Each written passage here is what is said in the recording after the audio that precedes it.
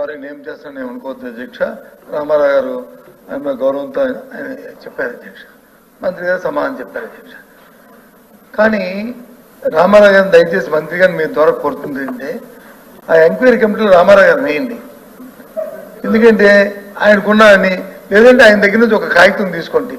ఎవరో స్పెసిఫిక్ గా ఆయన ఉద్దేశంలో అంటే ప్రభుత్వం దగ్గర అది సమాచారం లేదని, ప్రభుత్వం లేదని ఆయన ఒకటే బస్సారు. నేను సూటిగా మీ ద్వారా మంత్రి గారిని అడుగుతుంది, ఏదైనా తప్పులు జరిగితే ఏ ప్రారంభం అయ్యండి, ఎవరెవరు అయ్యండి, వ్యక్తులు ఎవరు అయ్యండి, వాళ్ళ మీద ఎంక్వైరీ చేసి దాని మీద చర్య తీసుకొని దాన్ని ఎంక్వైరీ చేసి అది మీరు పెట్టి అప్పుడు వాళ్ళ మీద మన వ్యక్తుల పేరు చెప్తే పర్వాలేదు. కానీ ఇందాక మంత్రి గారు ఒక మాజీ శాసనసభ్యుల పేరు కూడా ఆయన మాడారు అన్నారు.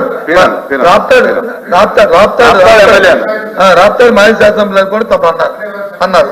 దయచేసి ఆ పేరుని తొలగించండి, ఎంక్వైరీ చేయండి. ఆ తర్వాత ఎవరైతే అక్కడ ఎండీ ఉంటారో, ఎవరైతే డైరెక్టర్ ఉంటారో, ఎవరైతే ఉంటారో అందరూ బాధ్యులు. అంతేగాని ప్రత్యేకంగా పెట్టడం, అది కాకుండా గౌరవ సభ్యులు వచ్చి ఇగో దీని మీద ఎంక్వైరీ చేయండి, ఒక రిప్రజెంటేషన్ ఇవ్వండి ప్రభుత్వానికి రిప్రజెంట్ మీ మనసులో అన్ని ఏం ఎంక్వైరీ చేస్తారో చేయమని సార్. వద్దంటే మానరు కదా, ప్రభుత్వం మీది మీ ఇష్టం చేయండి.